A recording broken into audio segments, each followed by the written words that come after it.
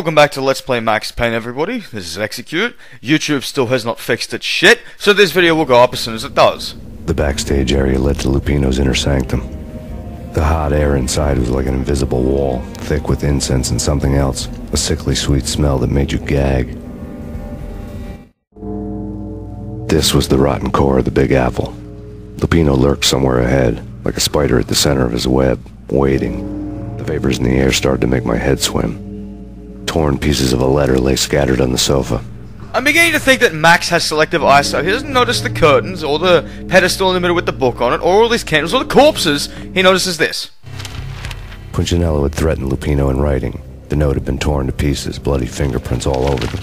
Don't want you to think that one of my boys is not playing with a full deck. Shape up, Jack. We are running a business here. I'd hate to send the trio to strong-arm you. The trio were the Don's notorious henchmen. It was obvious that Lupino hadn't been intimidated by the threat. We will be meeting the trio much later in the game. Lupino's notes covered the table. Again, he doesn't notice the corpses, or the pedestal, or the fucking candles. He notices notes. Jack Lupino was crazy, all right. The table was scattered with notes of demented arcane nonsense written in rusty blood. A mishmash list of demons, devils, and dark gods evoked. Beelzebub! Asmodeus! Baphomet! Lucifer! Loki! Cthulhu! Lilith! Hela! Blood given to you all. He was after that old Faustian deal. Your soul for power and fortune. Just sign on the dotted line with your blood. Cthulhu versus Cthulhu. What an old debate. Lupino's notebook lay on the pedestal. You don't say, Max. Jack Lupino was crazy, all right. Mythic wolves, let loose to devour the sun and the moon. Lupino is the wolf. I'm Mr. Beast, the big bad Fenris wolf. I'm the end of the world man, wearing the flesh of fallen angels. After Y2K, the end of the world had become a cliché.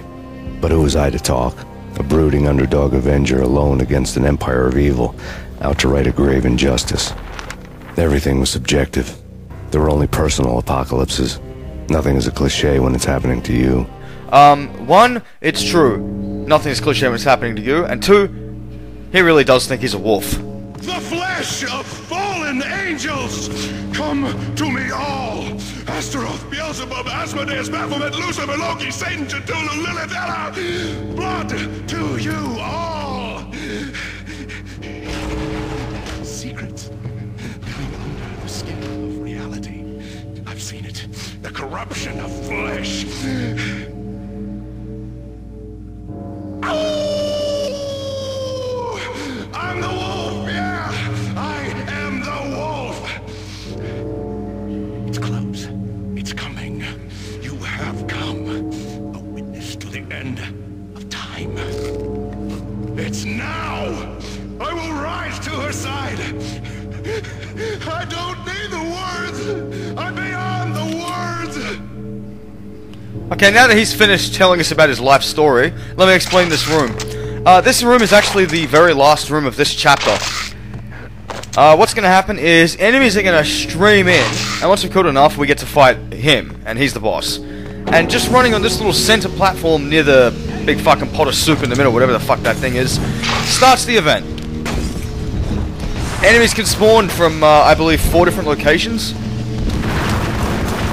If you're standing in the middle of the room and you look up... Well, no, you don't even have to do that. Just... imagine the second floor, every corner. Enemies can spawn from pretty much those spots. Molotovs are plenty, shotguns are plenty, Ingrams are plenty. This event is quite tough. So let's see if I can boss mode this and do it without needing to save.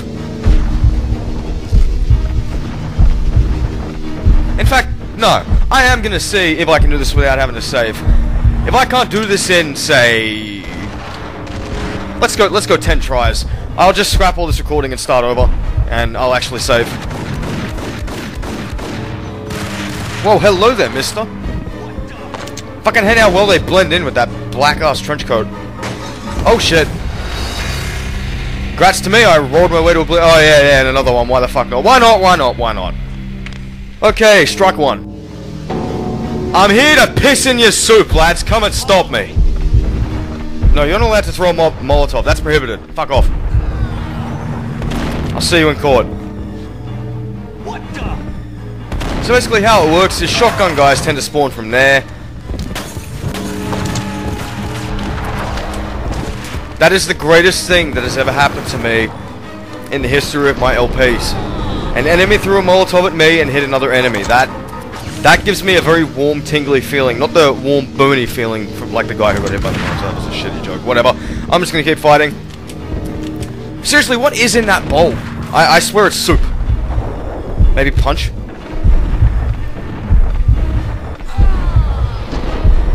Now, don't ask me how many guys I have to kill. It's a fair few. It's got to be over a dozen easily. In fact, it's probably closer to 2 dozen. There are some painkillers scattered about this area, and I do highly recommend picking them up because you're gonna need them. Unless you're some invincible god who never ever gets hit, and if that's the case, then I'd like to know where you're standing so you're avoiding all the Molotovs and shit. Come on, guys, don't you want to protect your soup? Damn it.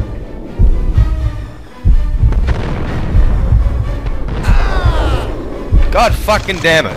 As soon as I finish the roll, bam, there goes half my health because I ate a slug. Well, no, it's not a slug. There are no slugs in this game.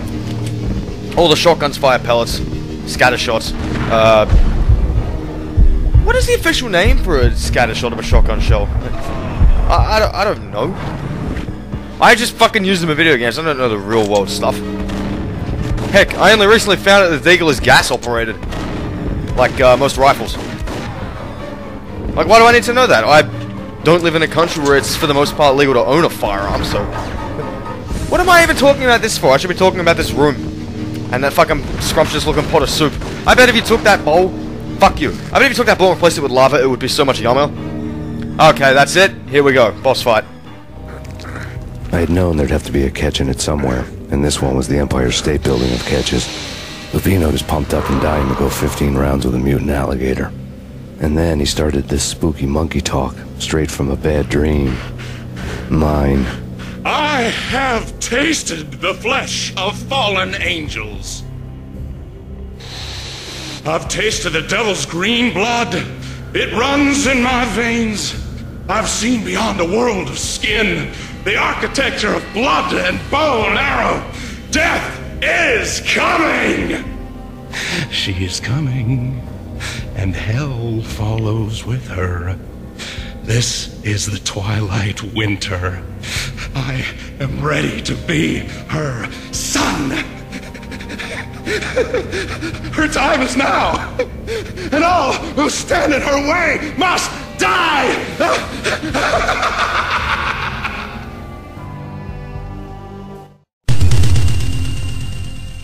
Die! You'll die! You'll die! Now! Oh! Die! Okay, so meet Lupino. The first thing you want to do of the TV game is get your Ingrams out. The second thing you want to do is get shot. Let me try that again. Because the thing is, Lupino spawns with 2 guys, and you really need to get them out of the way so you can actually take Lupino on by himself. Let me just get the second one out of the picture. There he is, next to the fucking soup. Alright, he's out of it. Now, as for Lupino, what I like to do is, I just like to get in a good spot to chuck a Molotov. I'll soften him up with my Ingrams this time just to show it off. Alright, that should be plenty. And Molotov is away. And it's really simple as that. When Lupino finally went down, I wanted to make real sure he'd stay that way. V was a bad monster. Turned them into friggin' zombie demons from outer space. I think he's dead already. Huh? And that's when it happened. But dead or not, you've got the wrong guy. In stepped this knockout femme fatale holding a gun to my face. I returned the favor. 8 years ago, Dulwich High School. I swear to God, she looks exactly like my fucking PE teacher. Lisa Punchinello. Lisa Punchinello was the Don's wife. Mona Sachs. Lisa's evil twin. Your safety's off, evil twin. You might hurt someone with that gun of yours. Lisa's the damsel in distress. I'm the professional. I'd blow you away without batting an eye. Sure, and you can check out my credentials splattered all over this joint. Jack couldn't have framed you, not the state he was in. We're after the same slime bag. Angelo Quincinello's the one who murdered your friend and framed you with it. You know this for a fact. I've got my sources. I don't have a clue these days. I just shoot them as they come. Who put a contract on the Archfiend? This one's mine. I hate the guts of that sadistic wife-beater. Why not pool our bullets for this one? I thought you'd never ask. My finger was starting to twitch. How do you like your whiskey? I'm easy, as long as you don't try to slip me a Mickey. You're a real angel, Max. It was good stuff. Tasted sweet as honey going down. Nothing personal. Can't risk you going berserk and getting Lisa killed.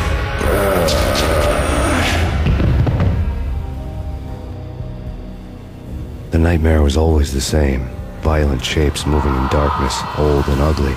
The killer's mad laughter was a riddle filled with wicked innuendo.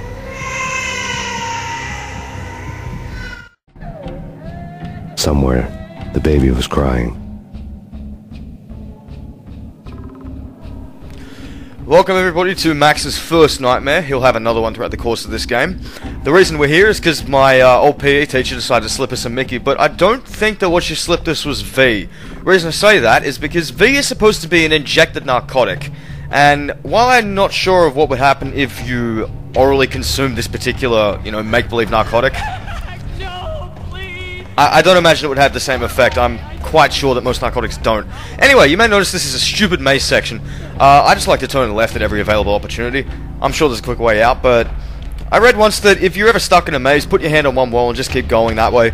And unless you're already stuck in a loop, then you'll be fine.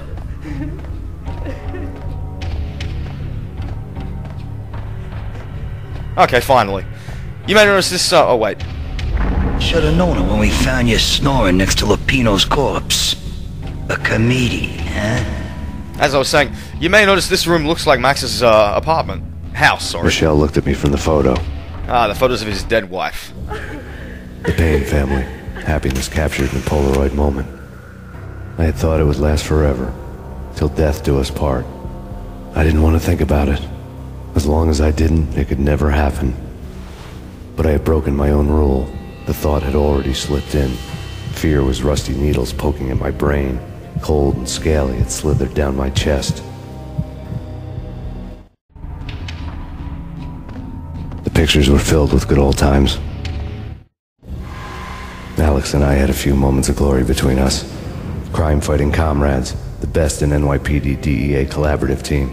Good-hearted macho bullshit like that. I would have given anything to have him here as my backup. No such luck. No luck at all. Well, at least Max knows his place, seeing that I'm controlling him. He knows what my luck is like. Anytime a grenade is thrown, he's probably fucking thinking, well, that's it, I'm done. I get the impression someone does not want us to go that way. And you're locked. Oh, I fucking hate this part. I really love to watch cartoons. Captain Baseball Bat Boy's my favorite. Yeah, Friendship is Magic is my favorite. Yeah, I said it, and you have a problem with that, I will love and tolerate the shit out of you with this deagle. Alright, this is a bloodline section. These parts are fucking queer. There's actually a big shortcut you can take in this one, though, which is really awesome, and I'm going to show it off, but I will do it the proper way anyway. All you have to do is jump over here, and this way. And this is actually the exit of this big bloodline section. But, let me just navigate my way all the way back to the start using that same shortcut. Also, if you fall off here, you die. Yeah, you can die in these fucking nightmares. Don't ask me how the fuck that works.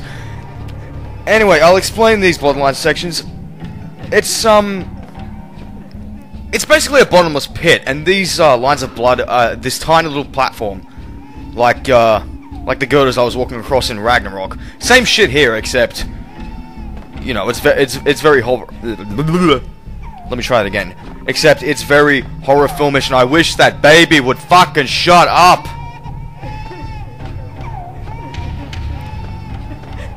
I'm picturing Heavy's voice in my head going, cry some more.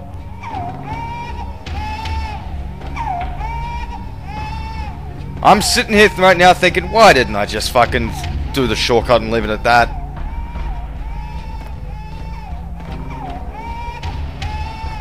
And that's what happens if you go the wrong way. You just have to backtrack.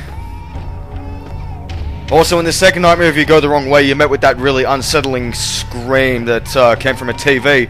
And it's much louder, so it fucking startles the shit out of me every time. Okay, here we are at the exit, and, yeah, cool. I'm glad I didn't fucking somehow manage to end up at the start. No, please, God, no. I'll get over it, man. You can make another one. Wow! That's the most horrible thing I've ever said. So I'm gonna be in so much trouble if my missus fucking hears me say that in this. Whatever, I'm not editing that out. Slice them, dice them, shoot them full of holes, blow them to bits, vaporize them, disintegrate them. No matter what you do, they'll still be back good as new. Michelle's diary lay on the table. Michelle was working part-time in the district attorney's office. Her diary was open on today's entry, her handwriting all pretty curves. An army dossier found its way to my desk yesterday. Valhalla? Isn't that a Norse myth? Something about Vikings? I tried to tell Max about it, but he was busy, that cute frown on his brow. Guess it's nothing, just a mix-up at the courier service. From now on, I would always find time for her. It was a hollow promise. Too little, too late. Alright, let's get out of this photograph developing room. Max, no, please, Max. Why? I didn't mean to. I'm sorry.